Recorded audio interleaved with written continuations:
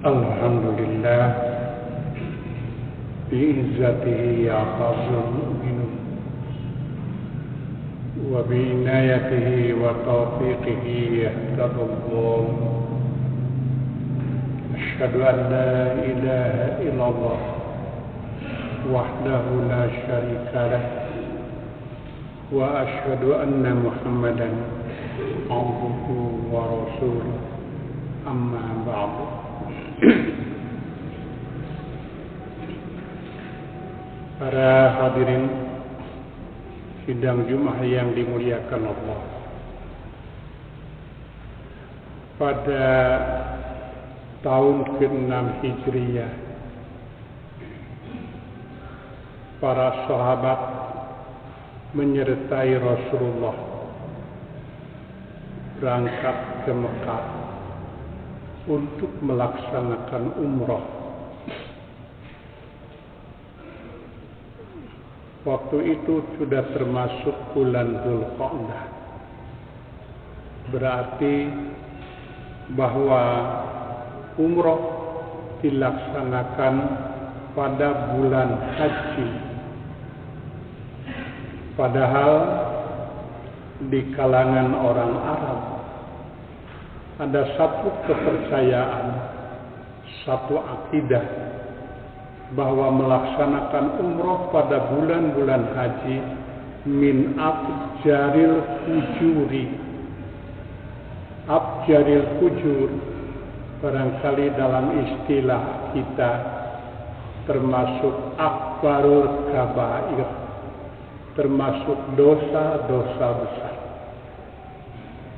Oleh karenanya sebagian sahabat masih ada yang ragu-ragu karena kepercayaan ini masih sukar untuk ditinggalkan.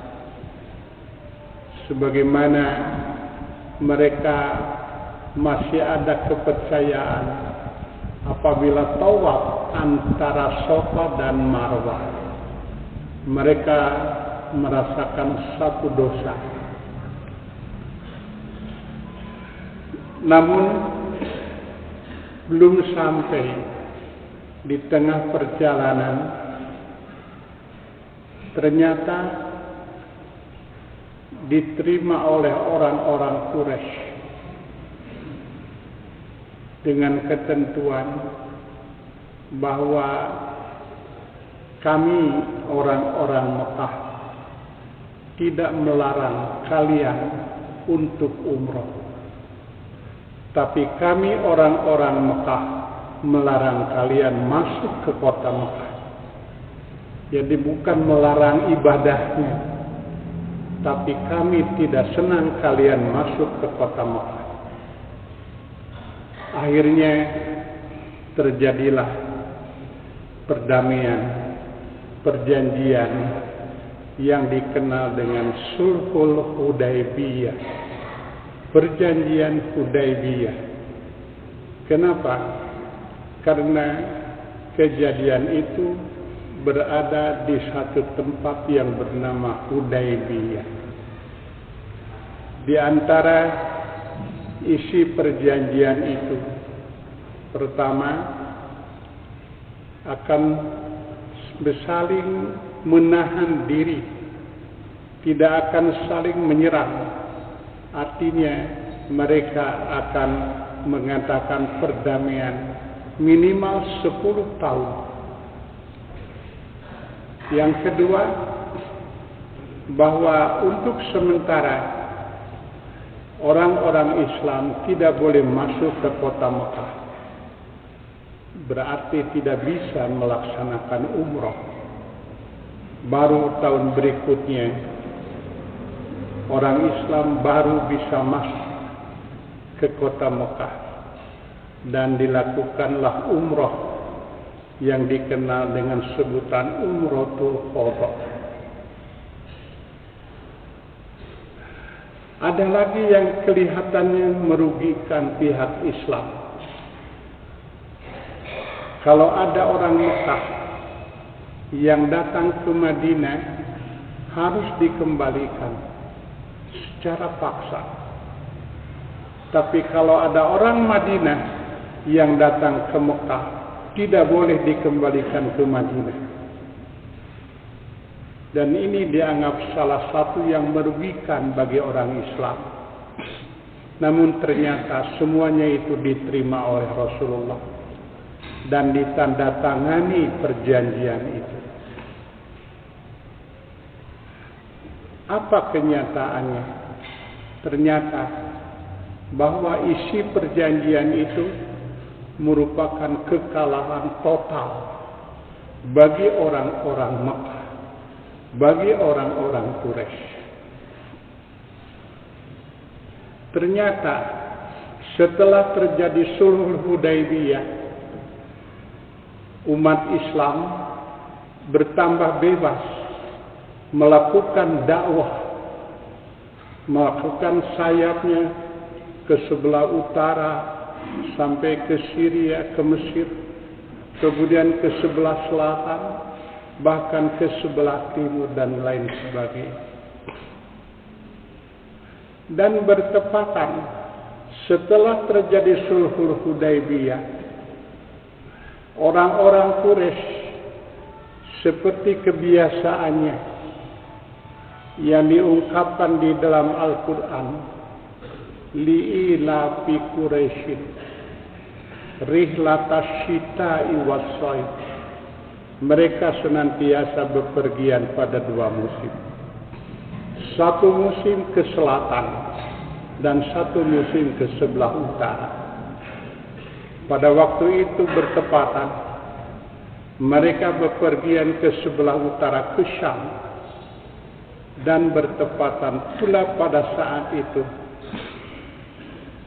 pemimpin Rum, Kaisar Heraklius, sedang melaksanakan nazar.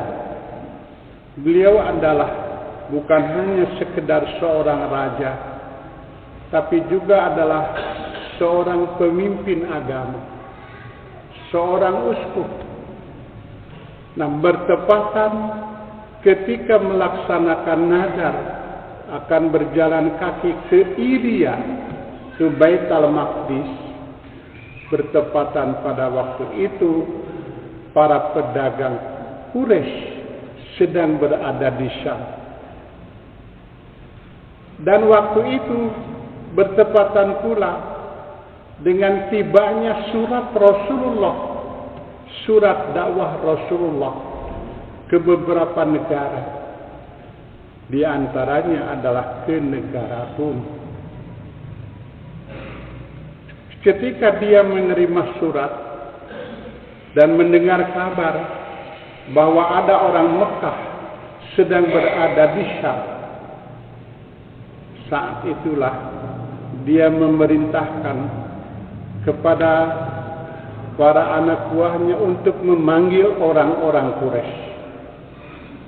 Pada saat itu Abu Sufyan dengan para pedagang lainnya dihadapkan kepada Kaisar Rum. Kaisar bertanya, ayyukum aqrabu nasaban bihadzal rajul?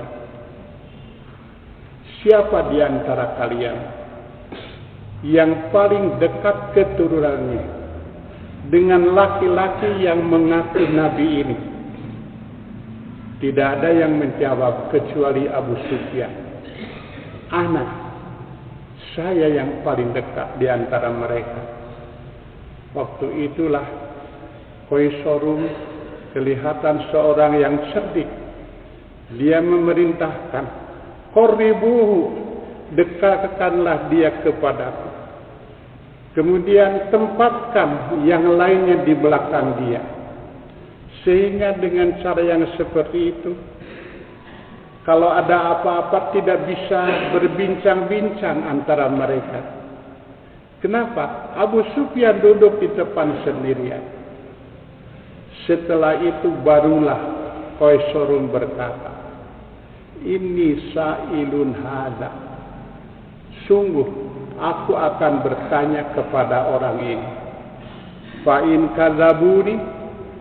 kadzabani, jika dia berdusta kepadaku, fakdzibuhu, dustakanlah oleh kalian. Waktu itulah Abu Sufyan mengatakan, laulal hayau min an ya'suru alayya kadiban. Sungguh demi Allah, seandainya tidak akan menimbulkan rasa malu di kemudian hari orang-orang akan mendustakan aku, lakadzabtu anhu, aku akan berdusta tentang Muhammad.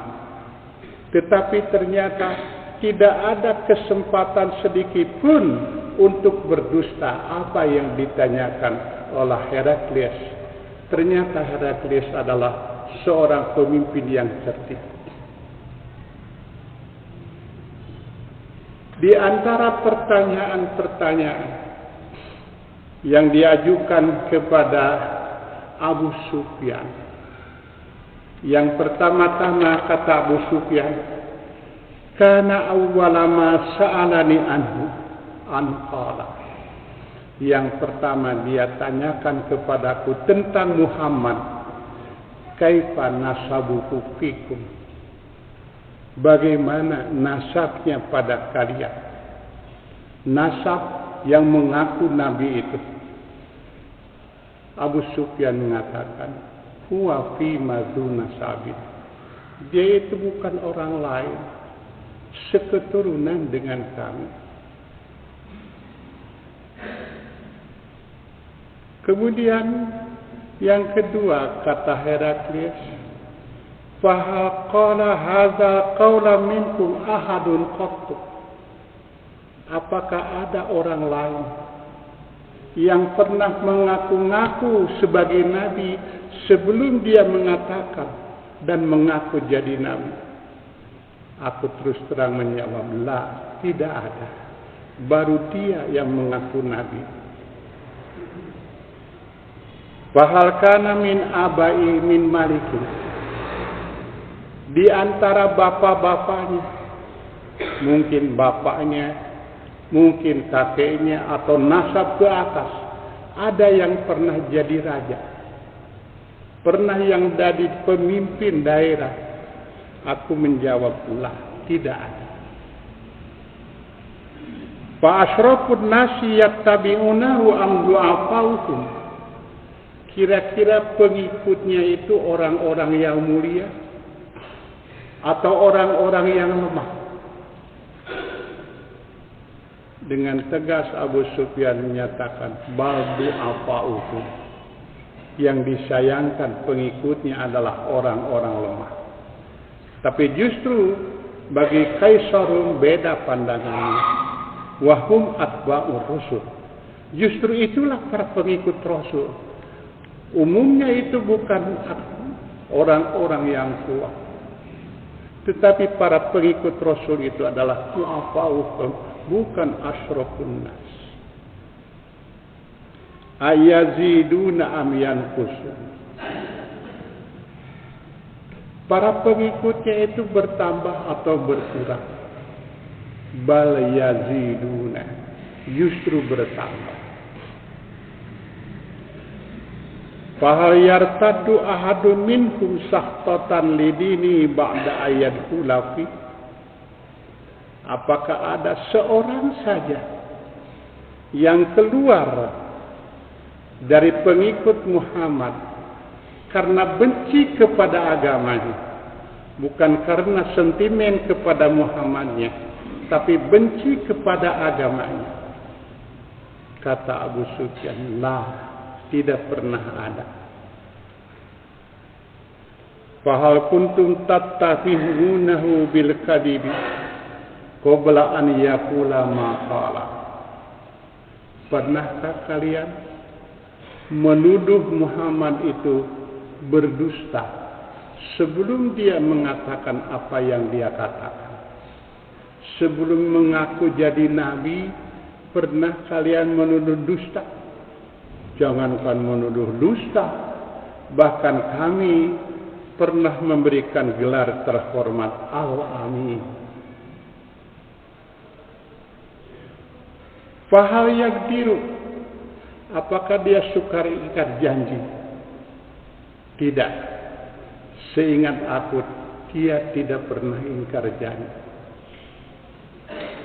Fahal qataltum, apakah kalian biasa atau pernah berperang dengan dia? Benar. Sudah beberapa kali sampai saat kami berperang dengannya. Bahkan setiap kali dia memimpin perang, maka aku pula yang memimpin perang dari pihak Quraisy. Bagaimana peperangannya? Ya biasa-biasa saja. Sewaktu-waktu dia unggul, tetapi sewaktu-waktu kami yang unggul. Madza ya'murukum?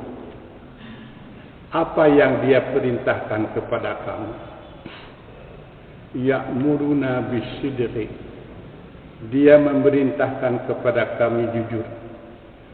Wasilati, dan bersilaturahimi. Wassalati, salat. Wal afafi, dan menahan diri dari perkara-perkara yang buruk. Setelah sekian lama mengajukan beberapa pertanyaan, tiba-tiba Kaisar menyatakan, "Hadza maliku hadhil ummati qad dhahara." Inilah pemimpin zaman sekarang sudah muncul.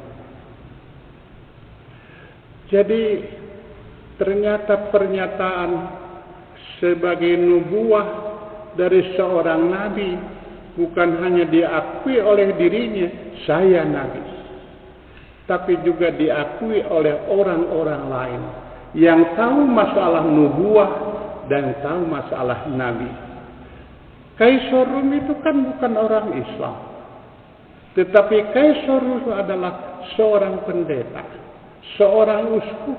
Secara jujur dia mengakui dan mengatakan, ini adalah pemimpin umat yang telah diungkapkan di dalam Injil, yang telah diungkapkan di dalam Taurat. Dan ciri-ciri Nabi bukan melarang, tetapi ciri-ciri Nabi yang pertama adalah memerintah. Memerintah sholat, bukan melarang sholat. Tetapi satu saat akan timbul keanehan kalau ada orang yang mengaku dirinya, bukan kata orang lain, tapi kata dirinya, saya adalah nabi. Tetapi penunjukan kebohongan justru bukan memerintah, tetapi melarang.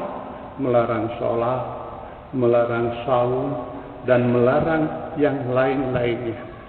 Padahal sudah merupakan sunnatullah dan merupakan sunnatul anbiya yang akan berkesinambungan, bahwa kesemuanya adalah inna dina indallahil Islam. Secara syariat tauhidiyah akan sama di kalangan para rasul, hanya kaifiyah syariah yang berbeda. Dari segi salatnya sama. Di dalam Taurat ada perintah salat, di dalam Injil ada perintah sholat, jelas dalam Al-Quran. Tetapi justru pada akhir-akhir ini ada kebalikan, ada nabi yang melarang sholat. Ini menunjukkan kepalsuan daripada orang yang mengaku dirinya nabi. Nah, para hadirin yang dimuliakan Allah Subhanahu wa Ta'ala, Abu Sufyan menyatakan yang seperti ini adalah ketika beliau belum masuk Islam, jauh, karena beliau baru masuk Islam setelah Futuh Makkah. Tetapi secara jujur dia menjawab pertanyaan-pertanyaan apa adanya. Kenapa? Demikianlah kenyataannya. Padahal Abu Sufyan adalah termasuk musuh besar Rasulullah Sallallahu Alaihi Wasallam.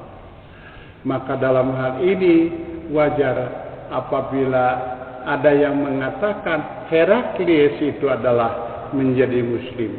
Tetapi ada juga yang lebih kuat, beliau tidak muslim karena pada akhirnya beliau merasa berat untuk meninggalkan kerajaannya. Barakallah.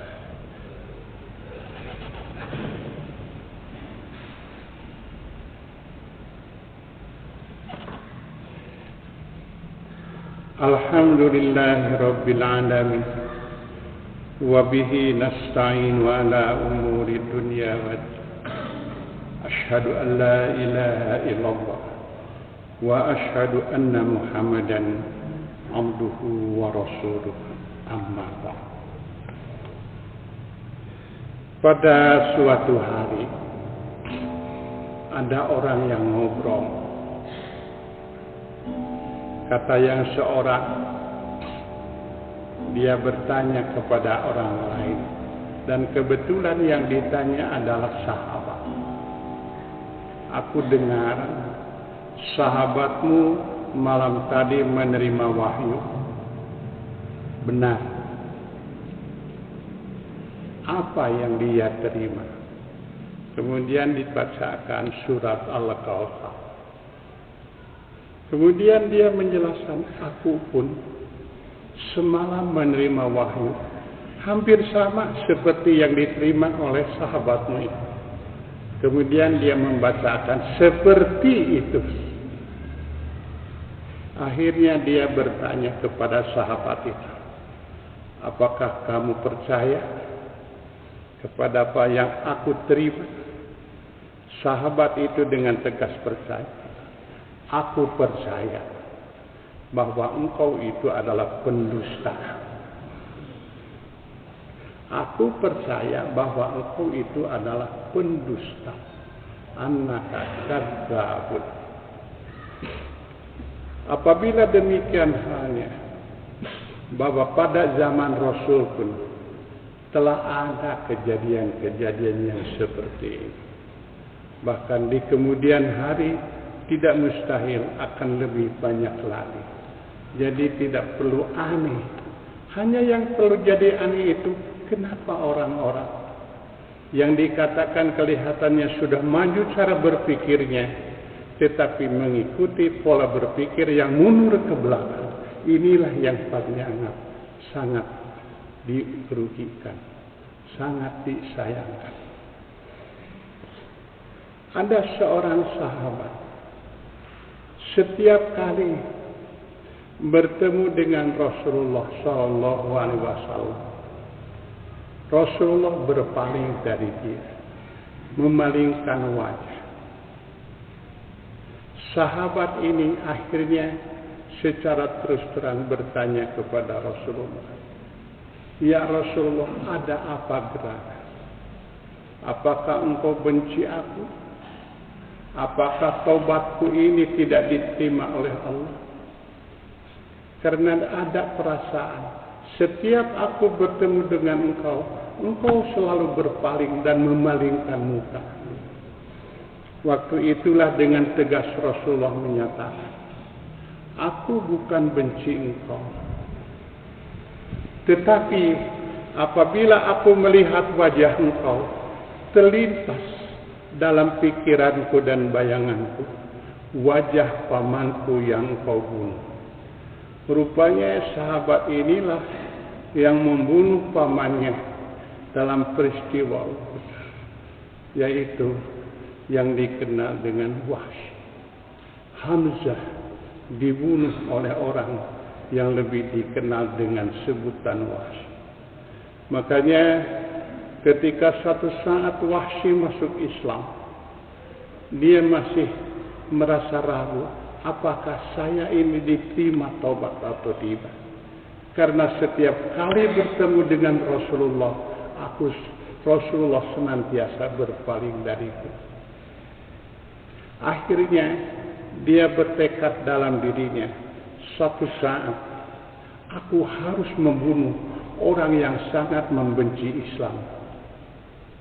Kalau dulu aku membunuh orang yang sangat dicintai oleh Rasulullah, suatu saat aku harus bisa membunuh salah seorang yang sangat dibenci oleh Rasulullah.